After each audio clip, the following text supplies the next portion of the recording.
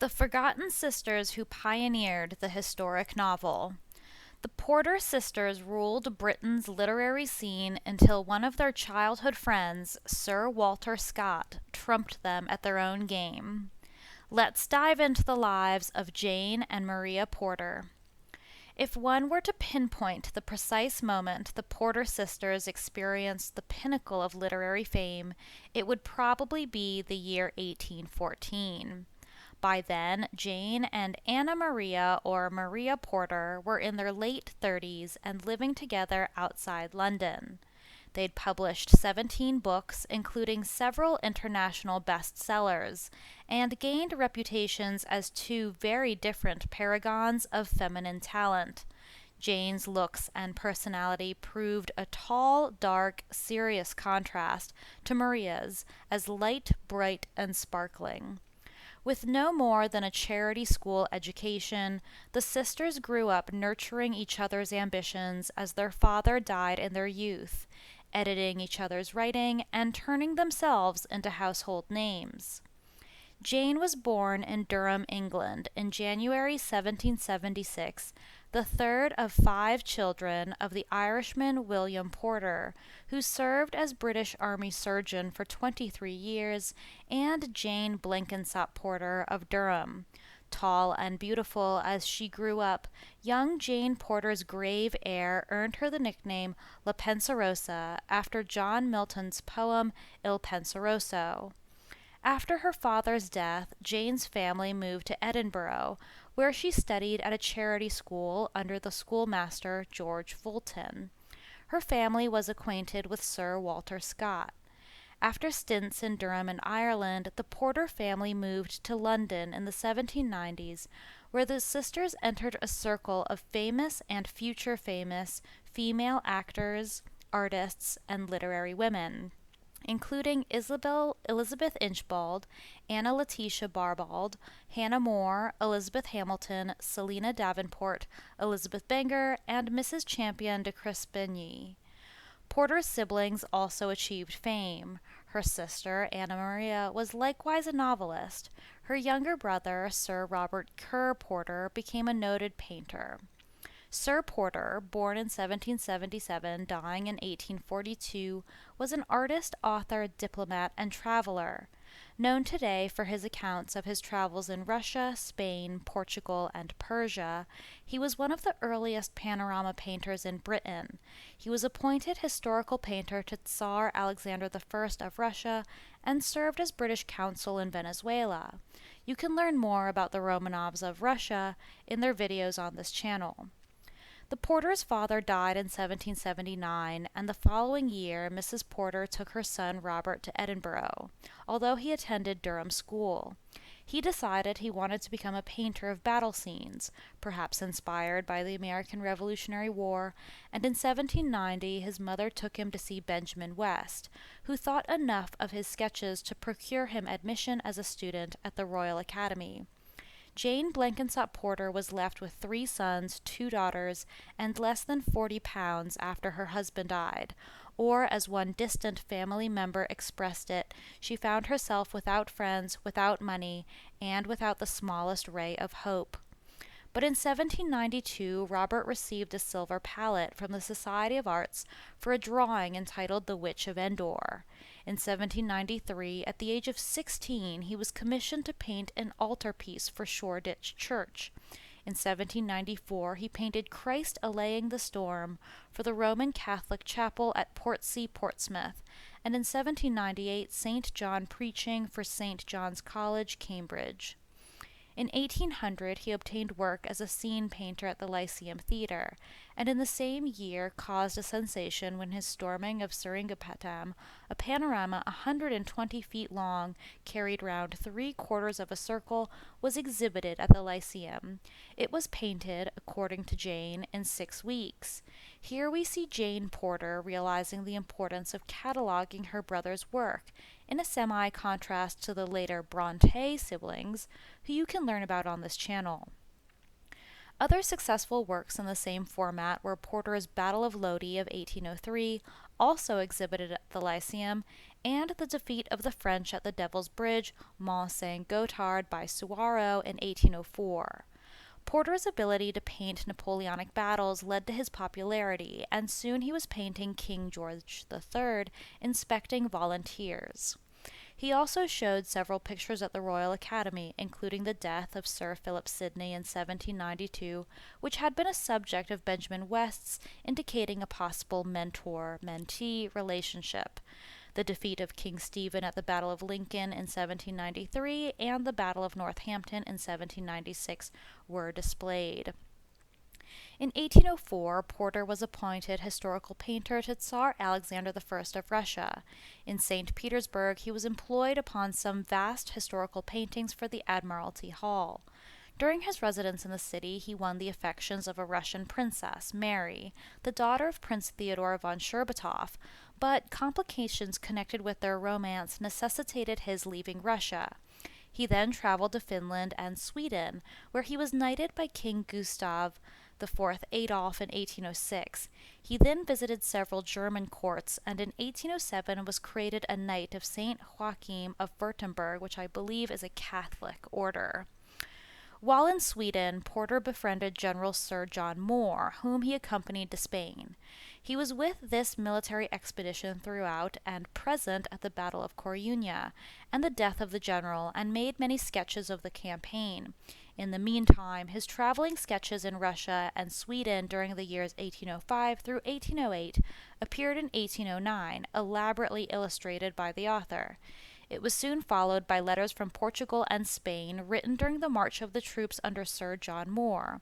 In 1811, he returned to Russia, and in February 1812 he married his Russian princess, who died of typhus at St. Petersburg in September 1826. He mixed in Russian military and diplomatic circles, and became well acquainted with the Russian version of the events of 1812 through 1813 against Napoleon, of which he gave an account in his narrative of the campaign in Russia during 1812. Porter had returned to England before the appearance of this book, and in April 1813 he was knighted by the Prince Regent.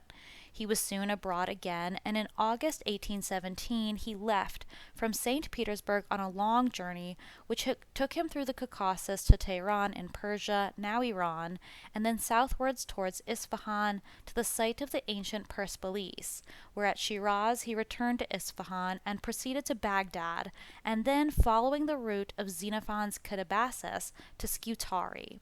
He was the first Brit to locate the mausoleum of Cyrus the Great near Shiraz. He published an account of his journey in Travels in Georgia, Persia, Armenia, Ancient Babylonia, 1817 through 1820. In Tehran, he had an audience with the Persian monarch Fath Ali Shah Qajar, whose portrait he drew and from whom he received the Order of the Lion and the Sun in 1819. In 1826, Robert was in Venezuela on a diplomatic mission, where he would remain for 15 years, painting Simon Bolivar, among others. He had a daughter who remained in Russia, and she married a Russian army officer in 1841. In May 1842, he wrote from St. Petersburg to his brother that he was about to sail for England, but died suddenly the next day as he was returning in his carriage from a farewell visit to the emperor. He was buried in St. Petersburg, and a monument was built to his memory in Bristol Cathedral. The Misses Porter, his sisters, as they were sometimes called, arguably created the modern historic novel, weaving fascinating romantic tales out of facts and events culled from history books. The sisters were certainly the first to achieve critical acclaim and best-selling status with such novels in the English language, starting with Jane's Thaddeus of Warsaw of 1803, Maria's The Hungarian Brothers of 1807, and Jane's Scottish Chiefs of 1810. Their brother walked in their footsteps with his travel journal publications starting in 1808. The Mrs. Porter protagonists, a mix of historical figures and invented characters, participated in bloody conflicts on past battlefields, then faced domestic hardships at home and abroad. Both sisters used compelling flourishes and an undercurrent of clear moralism to bring history's heroes and despots to life, adding richness to nationalistic literature. They established the genre that would be popularized by period drama, and you can see their baseline in Poldark and Braveheart today. In contrast with Lady Caroline Lamb, whose 1816 novel Glenarvan was more fiction than fact of the Irish Rebellion of 1798, the Mrs. Porter relied upon historical research and military knowledge. You can learn more about Caroline Lamb and her relationship with Lord Byron on this channel. It's no accident that Jane and Maria made historical fiction and nonfiction contributions to literature during the Napoleonic Wars, when the newspapers were full of Napoleon's exploits. Their novels about liberty and independence, set in threatened nations of decades and centuries past, couldn't help but shed light on the situation near at hand, where many Brits were convinced Napoleon would swallow the Albion Island whole. Napoleon himself understood the dangers the sisters' books posed. He banned Jane's novels from publication in France, presumably because they might encourage popular uprisings and traitorous activity to England.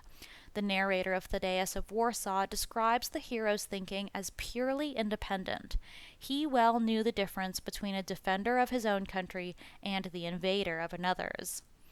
When Jane died in 1850, she was called one of the most distinguished novelists which England has produced, and the first who introduced that beautiful kind of fiction, the historical romance.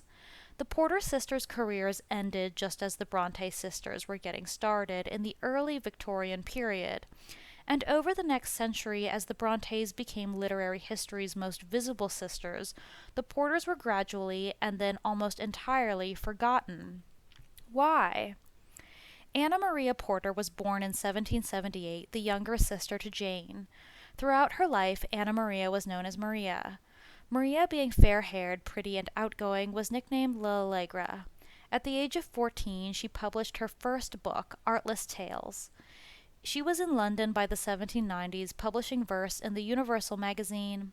After Artless Tales, she wrote a short novel, Walsh Colville, published anonymously in 1797. Though her sister Jane was the more acclaimed and popular writer, and also much more social, Maria was the more prolific. The Hungarian Brothers of 1807, a historic romance set against the French Revolutionary Wars, was a success and went into several editions. She also produced the humanitarian Tales of Pity on fishing, shooting, and hunting in 1814, and collaborated with her sister on collections of stories.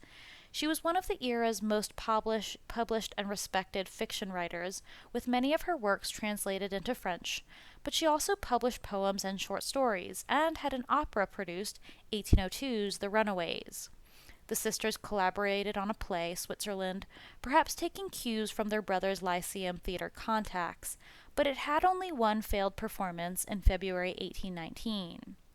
In her dealings with publishers, Jane in particular emerges as the shrewd businesswoman, far shrewder than her often financially improvident brothers. While the negative treatment of Maria's early works at the hands of reviewers is unsurprising, assumptions about the treatment of women within the literary marketplace are surprising. Take, for example, the determination of the publisher Crosby that the gender, if not the full name, of the author should be included on the title page of Jane's The Two Princes of Persia, addressed to youth of 1801, a series of moral stories for the young. The publisher continued to press her for her name on her work to reveal her sex. In some markets at least, female authorship was perceived as an advantage, even if it could expose the writer to criticism. This is part of what the Brontë sisters argued over in their neutral name pseudonyms decades later. In this instance, Jane was initially reluctant because of the judgmental response she anticipated from the poet Mrs. Crespigny, who disapproved of women's publicly avowed authorship. Fear of Caroline de Crespigny's disapprobation also impacted the Porter sisters' friendship with Mary Robinson, author, actress, and former mistress to the Prince of Wales, later King George IV. Caroline de Crespigny was a talented linguist and translator, and worked with Percy Bysshe Shelley's cousin Thomas Medwin on her work. Could Jane have had her eye on Shelley and wanted to be in his good graces? Shelley was such a degenerate, it's unlikely he ever even took notice. Both Crispini and Robinson were sources of inspiration for the sisters. However, Jane and Maria took a less traveled path, preferring to publish without any help from anyone, male or female, and so they are distinct from the Romantics. Anna Maria Porter died in June 1832 from typhoid fever at the house of Mrs. Colonel Booth, a friend of her brother Dr. William Ogilvy Porter, near Bristol. Maria was buried at the churchyard of St. Paul in that city.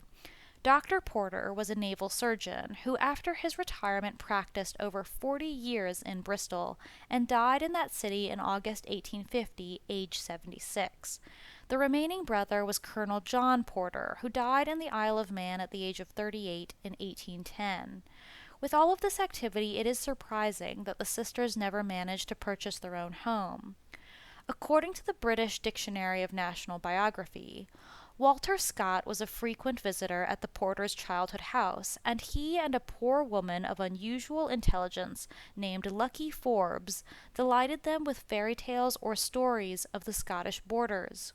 Jane's love of study often led her to rise at 4 a.m., and while still a girl she read The Fairy Queen, Sidney's Arcadia, and many tales of chivalry. Northcote made a sketch of her, her sister, and brother Robert, while children, reading and drawing in a Gothic chamber. In 1797, she and Maria aided Thomas Frognall Dibdin in the conduct of a short-lived periodical called The Quiz. Before 1803, the family moved to London, where they occupied a house, 16 Great Newport Street, once tenanted by the painter Sir Joshua Reynolds. They came to know, through their brother Robert, the artists West, Flaxman, and Northcote, Hannah More, and Mrs. Barbauld, besides many naval and military veterans, friends of their late father. In London in her mid-20s, Jane wrote her first romance, an exciting but carefully written story of a Polish exile, Thaddeus of Warsaw. In it, she incorporated some reminiscences of the early struggles of John Sell Coatman, to whom her brother Robert had introduced her, and free use was made of the characters of others of their friends. When the manuscript was shown to an old acquaintance, Owen Rees, of the firm of Longman and Company, he at once offered to publish it. It appeared in 4 volumes in 1803 with a dedication to Sir Sidney Smith and had rapid success. While it was winning its reputation, Jane Porter and her sister were invited to visit the eccentric John James Hamilton, 1st Marquis of Abercorn, and when Jane replied she could not afford the expense of traveling, a check was sent. Although Miss Porter was of prepossessing appearance, Lord Abercorn anticipated greater personal charms in his visitors, and being disappointed by a secret view he took of them on their arrival, he ungallantly left his wife to receive them without his aid. Maginn considered Thaddeus the best and most enduring of Miss Porter's works. By 1810 it had received a 9th edition. Translated into German, it fell into the hands of Kuszko, the Polish patriot, who sent Miss Porter expressions of approval. A relative of Kuszko presented her with a gold ring containing the general's portrait, and the 10th edition, 1819, was inscribed to his memory. In recognition of her literary power, Miss Porter was made a Lady of the Chapter of St. Joachim by the King of Württemberg, the same chapter her brother was a part of. Later editions appeared in 1831 with a new and valuable preface, 1840, 1860, and 1868. Jane Porter's second and most notable novel, The Scottish Chiefs, or just Scottish Chiefs, was composed within a year and was published in 5 volumes in 1810. Its subject is the fortune of William Wallace, the Scottish patriot, of whom she had heard stories in her childhood from Lucky Forbes. In preparing the romance, she sought information in all directions. The old poem on the subject by Henry the Minstrel, Blind Harry, was doubtless known to her. Campbell the poet sent her a sketch of Wallace's life and recommended books for her to read. Jane dedicated to him the 3rd edition of 1816. Campbell first met her in 1833 and spoke of her as a pleasing woman. The Scottish Chiefs had an immense success in Scotland. Translated into German and Russian, it won European fame, was proscribed by Napoleon, and made it all the way to India. Maginn considered the hero, Wallace, a sort of sentimental dandy who faints upon occasion and is revived by lavender water, and throughout the book is tenderly in love. But Miss Mitford, who commended Miss Porter's brilliant coloring, declared she scarcely knew one héros de roman whom it is possible to admire except Wallace in Miss Porter's story. Joanna Baillie acknowledged her indebtedness to Miss Porter, the able and popular writer, when writing her poem on Wallace in Metrical Legends of 1821, and quoted in a note a passage of terrific sublimity from the Scottish chiefs. The tradition that Scott acknowledged in conversation with King George IV that this book was the begetter of the Waverley novels must be regarded as apocryphal. The book has retained its popularity. It was reprinted 9 times between 1816 and 1882, and is one of the few historical novels prior to Waverley that have lived as it is still in print today. In 1815 appeared in 3 volumes The Pastor's Fireside, a novel dealing with the later Stuarts. A second edition was published in 1817, and later ones in 1832, 1856, and 1880. Jane now turned to the stage and wrote a play, Edgemont, or The Eve of St. Aline. It was submitted to the actor Kean, who praised it, but his fellow actors thought less well of it, and it seems never to have been either acted or printed. In February 1819, a tragedy by her called Switzerland was acted at Drury Lane Theatre with Kean in the principal, and Harry Kemble in the subordinate part. It was so heartily condemned that the manager had to come forward and announce its withdrawal, as reported by Blackwood's Magazine. Miss Porter is sick too, wrote Miss Mitford in July 1820 of her condemned play. I have not much pity for her. Her disease is wounded vanity. Macready mentions a new tragedy in which Kean played at Drury Lane in January 1822, written, I believe, by Miss Jane Porter, a sad failure. Through Dr. Adam Clarke, the king's librarian, who was among Jane's acquaintances, George IV suggested the subject of her next work, Duke Christian of Luneburg, or Traditions of the Harz. Clarke supplied Jane with authorities, and it was published in 3 volumes in 1824 and dedicated to the king, who expressed satisfaction with it. In 1831 was published in 3 volumes Sir Edward Seward's narrative of his shipwreck and consequent discovery of certain islands in the Caribbean Sea, with a detail of many extraordinary and highly interesting events of his life from 1733 to 1749, as written in his own diary, edited by Jane Porter. The book made a great sensation, but is doubtless largely, if not wholly, fictitious. Jane asserted the diary was genuine and had been placed in her hands by the writer's family. When pressed on the matter, she said, Sir Walter Scott has his great secret. I must be allowed to keep my little one. In the preface to the edition of 1841, she refers to a report of the Royal Geographical Society to prove that the islands were not imaginary. Many accepted her statements, but the Quarterly, while commending the literary ability of the work, characterized it as pure fiction. According to an inscription in Bristol Cathedral to the memory of her eldest brother, Dr. William Ogilvy Porter, he was the real author. But the inscription, doubtless written by Jane to detract blame, is not to be wholly trusted. The book was reissued in 1832, 1852, 1856, 1878, 1879, and 1883. After the publication of Thaddeus in 1803, and until her mother's death in June 1831, Jane resided chiefly at Thames Ditton and Esher in Surrey. In May 1812, Crabbe Robinson met her, noted her fine figure and interesting face, and was pleased by her conversation. In March 1832, she and her sister settled in London, frequently visiting Bristol, where their eldest brother, William Ogilvy Porter, was in medical practice. While living in London, Jane went much into society and met or corresponded with most of the literary and artistic celebrities of her day. Maginn notes her fondness for evening parties, where she generally contrives to be seen patronizing some sucking lion or lioness. In 1834, Lady Morgan met her at Lady Stepney's, and described her as tall, lank, lean, and lackadaisical, with an air of a regular Melpomene.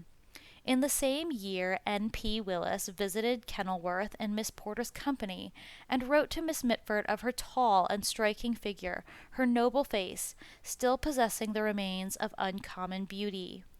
In 1842, Jane went to St. Petersburg to visit her brother Robert, who died suddenly very shortly after her arrival. She returned to London, and the business of her brother's estate, of which she was executrix, occupied her until 1844. Judging from unpublished diaries, she seems to have suffered great financial difficulty. At the beginning of 1842, however, she received royalties for the Scottish chiefs, and in November 1842 she was granted royalties from the Literary Fund. Her books had a wide circulation in America. In 1844, a number of authors, publishers, and booksellers of the United States sent her a rosewood armchair as a token of their admiration.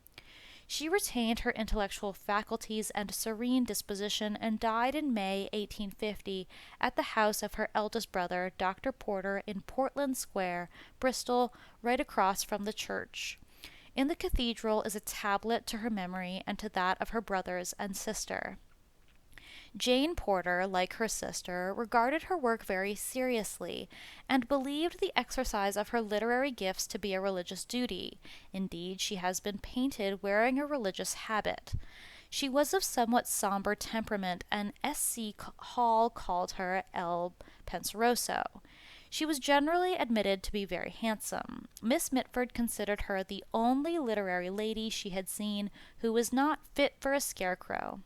A fine portrait of her as a canoness, complete with prayer beads, was painted by Harlow and was engraved by Thomson. It has been reproduced in the National Portrait Gallery.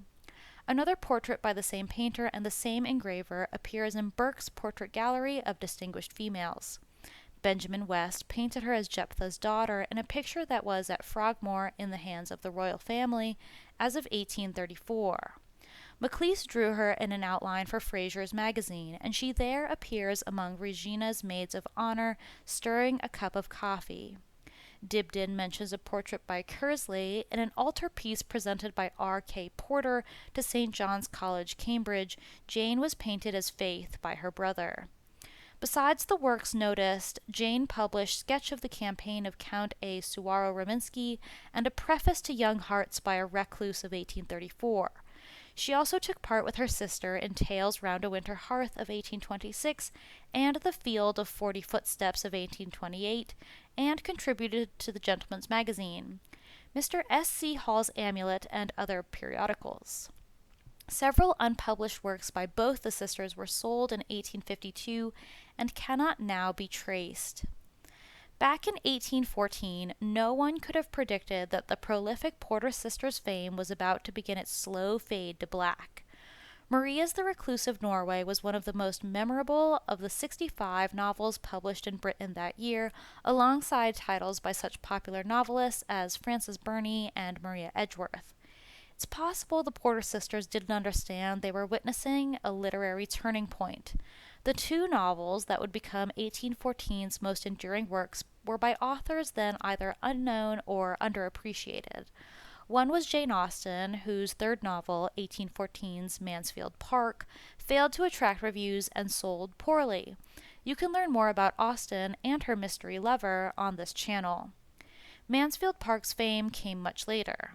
Sir Walter Scott's Waverley, or 'Tis 60 Years Since of 1814, became an immediate bestseller and set off a series of Waverley novels. Here we will learn more about Scott's secret that Jane mentioned in her interviews. Set during the 1745 Jacobite Rising, in which supporters of Prince Charles Edward Stuart sought to secure the throne for his father, the son of deposed King James II, Waverley was a work of historical fiction of the type the Porter sisters pioneered. Jane had already written about the Stuarts.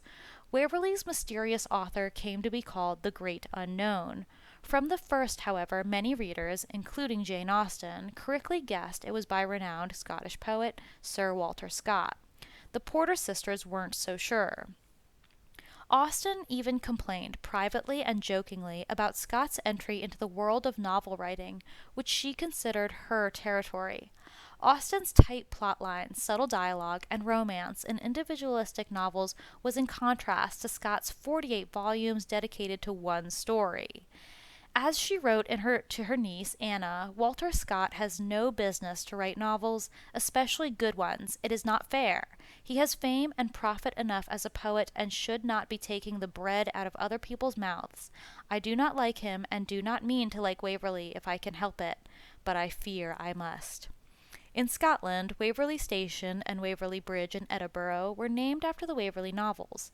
In North America, the towns of Waverley, Colorado, Waverley, Nebraska, Waverley, Illinois, Waverley, South Dakota, Waverley, New York, Waverley, Nova Scotia, Waverley, Ohio, Waverley Hall, Georgia, Waverley, Tennessee, and Waverley, Iowa take their names from the novels, as does Waverley School in Louisville, Kentucky, which later became the Waverly Hills Sanitarium. The unincorporated community of Ellerslie, Georgia, is believed to be named for a character in the novels, Captain Ellerslie. In Australia, the Melbourne suburbs of Glen Waverley and Mount Waverley and also Ivanhoe were named after the novels as well, and you can learn more about the Madams of Melbourne on this channel. The Sydney suburb of Waverley is also named after the novel. In New Zealand, there is a suburb in Dunedin and a North Island town in the province of Taranaki called Waverley. Jane and Maria were skeptical that Waverley issued from Scott's pen. They'd known him as children growing up in Edinburgh and may well have believed that if Waverley was really Scott's creation, then surely their old acquaintance would have credited their fiction as an inspiration. But why? Their own brother didn't write in his travel journals that he was inspired by his older sisters. The great unknown never did so either, privately or publicly, although some myths dispute this. Waverley's long postscript and notes named Edgeworth and several other writers as having inspired his fiction, but the Porter sisters were unmentioned. Scott also claimed he started Waverley about the year 1805 and then set it aside. That narrative conveniently placed Waverley's origins before most of the Porter sisters' historical novels. Scott's failure to acknowledge any debt to the famous Porters naturally left the sisters hurt and angry because they knew him. By 1814, any regular reader would have thought it obvious that Scott was following in the sisters' footsteps with historical fiction. Scott would go on to publish 24 similar titles, collectively referred to as the Waverley novels, but would veil his identity as author for another decade and a half, still without crediting the Porters and potentially feeling guilty about the lack of due. By the 1820s, Scott had begun to overshadow Jane and Maria in output and reputation in the novel world. The origins of the historical novel were becoming obscured. Despite these circumstances, the Porters were, as usual, busy writing. Maria's The Recluse of Norway, her 11th book, had been rushed to completion in 1814 since the sisters were struggling for money. Mercifully, it did well enough. The novel was republished in America and translated into French. It earned a second British edition by 1816. Reviews were mixed. The most glowing review came from what might today seem a surprising, very biased source, Maria's sister, Jane. Jane accepted an invitation from the editor of the Augustan Review to submit a customary unsigned review of The Recluse of Norway. Safe under the cover of anonymity, Jane went beyond praise of her sister's book to trace the arc of the novel from what was considered a lowly genre into a high art form. This change had occurred over the course of a century, Jane wrote, in large part thanks to women writers. The ascension of the novel, Jane argued, will be found in the late elevation of the female sex, who form at once its most delightful subjects and its ablest votaries. Jane indulged, too, in self-congratulation. Among the female novelists, there is perhaps none who more strikingly proves the truth of these observations than the lady before us, Anna Maria Porter, or her sister. In this hidden act of self-praise, Jane wasn't exaggerating her prominence. But how could 11 novels compete against Scott's 48 for one story? Scott hadn't played any part in the Porters' lives after their childhood. In the 30 years since he had been friends with the sisters, he had married and had children and was working as a lawyer and sheriff in Edinburgh. He'd published historical romances in verse that sold brilliantly and became the most popular poet in the United Kingdom. Indeed, even before the Porters understood that Scott was the author of Waverley, they saw traces of their own fictional methods in his historical poems, and it rubbed them the wrong way. Borrowing, Jane had once privately called it. Maria used a stronger word, theft.